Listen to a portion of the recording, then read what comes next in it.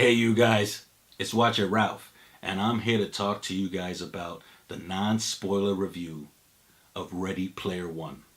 This movie is directed by the great Steven Spielberg. This is the guy that literally created the concept of the summer blockbuster when he made the movie Jaws. And of course, he's done such classics like E.T., Jurassic Park, all of the Indiana Jones movies, except the last one. I mean, that wasn't a classic. Plus, he's produced movies such as The Goonies, Gremlins, and all of the Back to the Future movies. He's smart enough to surround himself with actors that were perfect for the role.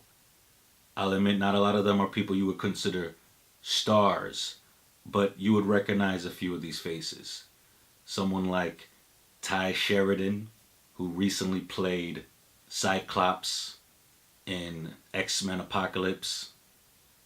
Ben Mendelsohn, who recently was in Star Wars Rogue One as the villain Orson Krennic. We would all recognize T.J. Miller, of course, from Deadpool. Simon Pegg, who it seems like is in every single movie nowadays.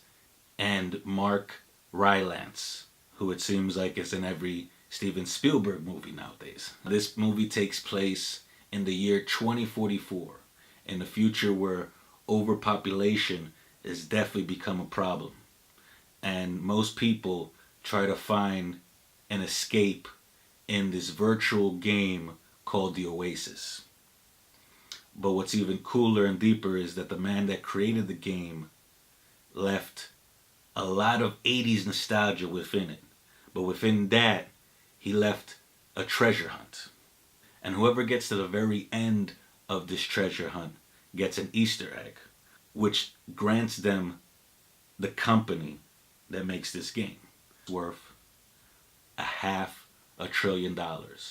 So basically everyone takes part in the Oasis, but there are a small percentage of people that take part in it for the treasure hunt, which includes our protagonist, which is played by Ty Sheridan. And this is a teenager who's trying to find a way out of the circumstances he's been given, which is living in Ohio in a place called the Stacks. It's called the Stacks because this place literally stacks up trailer park one on top of the other to conserve space. He's a person that dreams of a way out, so he immerses himself within the world of the Oasis. And I could say that I fully immersed myself within the world of this movie. And because of that, I almost enjoyed every single moment of it. This was almost like a perfect collaboration with the writer who understood the 80s nostalgia so well and the master of 80s films, Steven Spielberg. They complemented each other so well. And of course, we could bring up all of the references, all of the Easter eggs within this movie.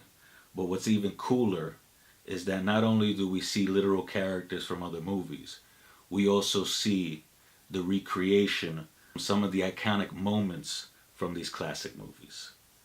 This movie's done so well because it's basically about finding an Easter egg. And it has so many Easter eggs within it. That is about almost 2 hours and 20 minutes long. And I didn't feel it for 1 second because the 3-act structure is done so well. And it has a pretty good love story within the movie. But what's even better than that is that Spielberg didn't conform to the norm in this movie.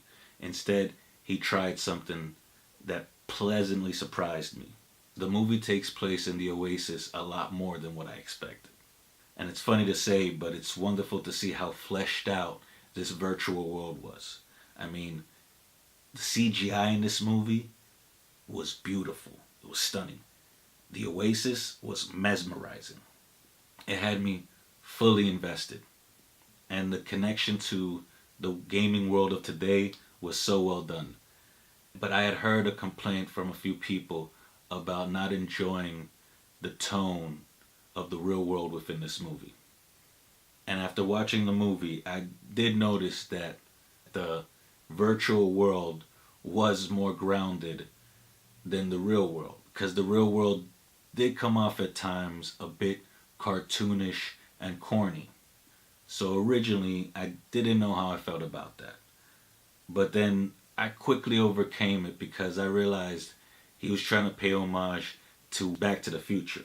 It's obvious that he has so many references throughout the movie, of course. I mean, the protagonist is literally called McFly at one point, and he is driving the DeLorean in the Oasis. But more importantly, he was trying to pay homage to that movie based on the tone that it was trying to present. He literally used the sound effects from Back to the Future in most of the real world scenes. So when I realized that, I acknowledged the fact that, hey, we all consider Back to the Future this classic movie, this classic trilogy to a degree. And it's because, yes, it has this movie magic. It's adventurous. It has this imagination and wonder. But it's also a bit corny at times and cartoonish, especially further into the series. I mean, come on now, part 2 and then part 3. But that's a huge part of the movie magic within it. So once I acknowledged that, I felt like I cannot be the type of person that considers those movies classic for the tone and the feel it gives, but have a problem with a new movie trying to recreate that magic. So I felt like I had to get over myself. And once I did, I went along for the ride and I loved it. So I hope people could do the same if you have that issue. After watching this movie, it did feel like it was made especially for me. But in truth, it was made for my generation, for being 80s babies, and some of us being gamers. And of course made for the younger generation who are mainly gamers. But the problem is, I feared that the younger generation might steer clear of this movie because they may think and fear that a lot of the 80s references may go over their heads.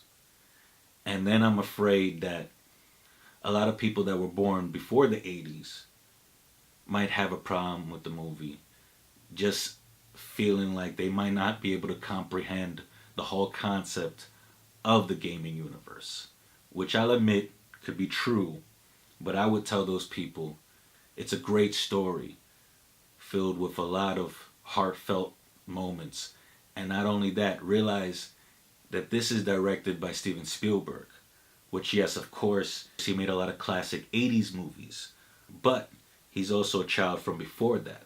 So this movie has room for even his nostalgia. So I feel like they could even walk out being pretty happy with this movie. So after hearing all that, I wonder what I'm going to give the movie.